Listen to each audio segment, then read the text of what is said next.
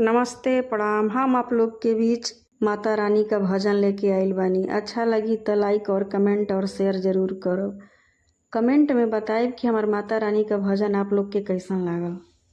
आई हम प्यारा सा भजन सुना। मंदिर में मैया बैठी आसन लगाई के, मंदिर में मैया बैठी आसन लगाए के, आसन लगाई के, आसन लगाई के, मंदिर में मैया बैठी आसन लगाई के।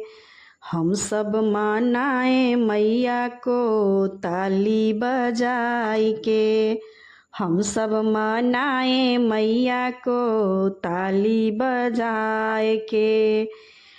मंदिर में मैया बैठी आसन लगाई के, मंदिर में मैया बैठी आसन लगाए के।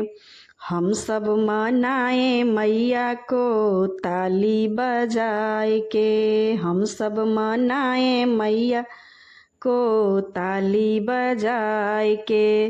राम मनाए सीता को धनुष चलाई के, राम मनाए सीता को धनुष चलाई के। मंदिर में मैया बैठी आसन लगाई के, मंदिर में मैया बैठी आसन लगाई के। हम सब मनाए मैया जी को ताली बजाए के, हम सब मनाए मैया जी को ताली बजाए के।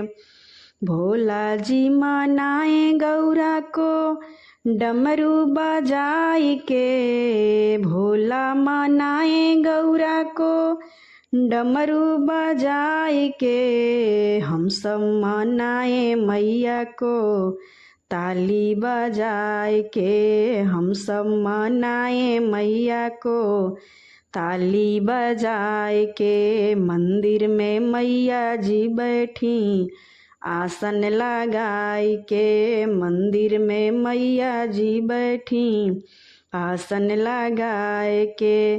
कृष्णा मनाए राधा को बंसी बजाई के, कृष्णा जी मनाए राधा को बंसी बजाई के। हम सब मनाए मैया को ताली बजाए के, हम सब मनाए मैया को ताली बजाए के। मंदिर में मैया जी बैठी आसन लगाए के, मंदिर में मैया जी बैठी आसन लगाए के। विष्णु जी मनाए लक्ष्मी को चक्र चलाई के, विष्णु जी मनाए लक्ष्मी को चक्र चलाई के। हम सब मनाए मैया को ताली बजाई के, हम सब मनाए मैया को ताली बजाई के। मंदिर में मैया बैठी आसन लगाई के, मंदिर में मैया बैठी आसन लगाई के।